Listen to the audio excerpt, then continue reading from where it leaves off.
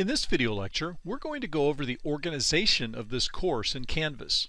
Since Canvas is so central to this online course, I want to take a few minutes to familiarize you with where to find various course documents and how to navigate your way around this course in Canvas. Okay, let's get started. Canvas has been Sierra College's official learning management system, or LMS, for some time now. Everything you'll need to work in this course, and I mean everything, things such as the schedule and the syllabus, video lectures, source code examples, assignments, grades and assignment feedback, and so forth, you'll find online in Canvas. Canvas will also be your communications path to me and the other students in the class. Since Canvas is so central to everything we'll be doing in this course, and key to your success in the course, let's take a few minutes now to go over navigating your way around in Canvas. If you're not already in Canvas, please pause this video and take a moment now to bring up Canvas so that you can better follow along with the following slides. On the right, you'll see an image showing what the main Canvas navigation menu looks like. Obviously, this will depend upon your particular section number and the specific semester and year, but it will resemble this. This navigation menu will appear on the left side of your Canvas window. The navigation options are listed and described in the order they appear. Under Home, you'll find a pretty complete description of where to find things in Canvas. The Announcements option is where I'll post weekly messages or general updates to the class. In the Syllabus option, you'll find three key things for this class: our course syllabus, our course schedule, and a list of all assignments and their due dates. In the Assignments option, this is where you'll find all posted assignments. The details of all assignments will be found here, along with their point values and due dates. Under the Modules option, you'll find most of the guts of this course. We'll look at this section in more detail on the following slide. The Grades option will probably be near and dear to most people's hearts. Here, you can keep track of all graded assignments, whether or not you actually submitted assignment, your current point standing, and your current letter grade in the class. Make sure you get in the early habit of also using this grades window for feedback on your assignments. If you find you received less than 100% on an assignment, there should be a small hotspot you can click which will take you to the grading rubric for that assignment, where you can take a look and understand why points may have been deducted for that particular assignment. I always try to give you specific feedback on anything you missed and what you might do differently next time. Under the People option, you'll find a list of all your fellow classmates in this course. If you click on someone's name, you should be directed toward their contact information in case you'd like to reach them. You might consider using this to set up study groups if desired. If you want to, feel free to upload a photo of yourself here.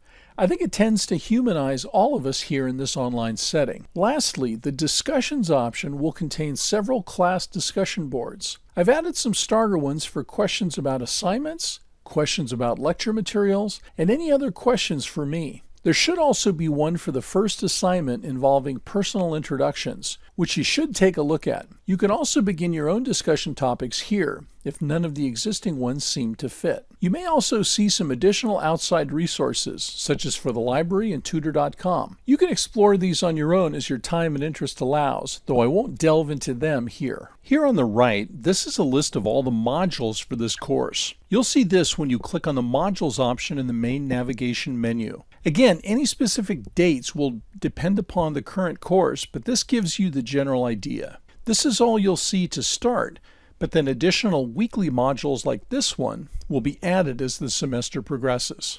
In the Course Documents and Resources module, you'll find some of the general course documents, such as the syllabus, schedule, and the course welcome letter you were already sent via email prior to the semester. In the Getting Help module, you'll find several Canvas pages which give suggestions for help with this course, links to various campus academic and personal resources, and links to some outside supplemental Java resources. As a registered student, don't hesitate to make use of all resources available to you. Here you'll also find some general suggestions for your success in this course.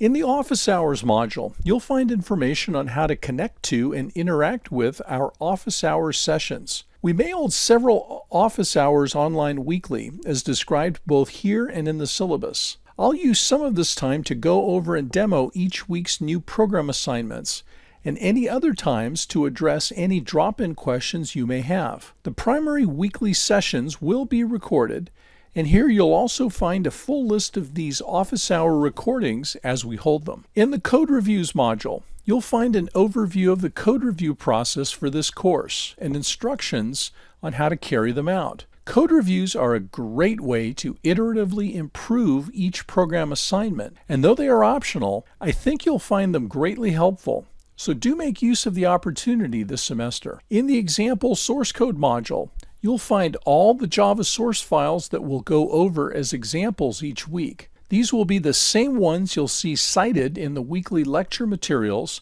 and demonstrated in code walkthrough videos. These will be grouped into single weekly downloadable zip files. I strongly recommend you download and unzip these each week and try them out for yourself as you follow along with their code walkthrough videos. These Java source files will be like the textbook examples for our course. Add these to your growing collection of code examples. Although there won't be anything in here for a couple of weeks yet, later on I'll add a new zip file to this module weekly. In the Application Notes module, this is where I'll place some more detailed notes on some specific topics as individual PDF and Java files. There won't be too much in here yet as we begin the course, but more will be added as we progress. You'll also be able to find these files in their weekly modules.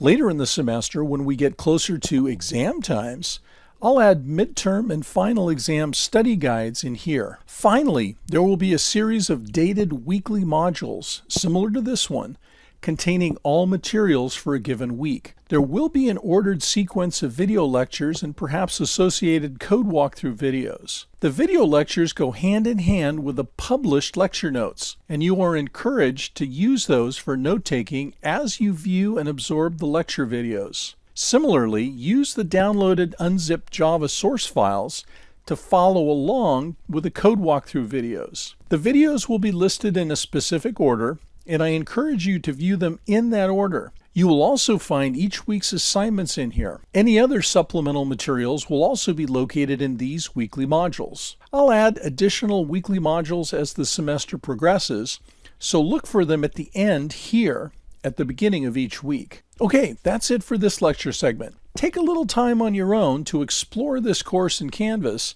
and to get comfortable with finding everything you need for the course.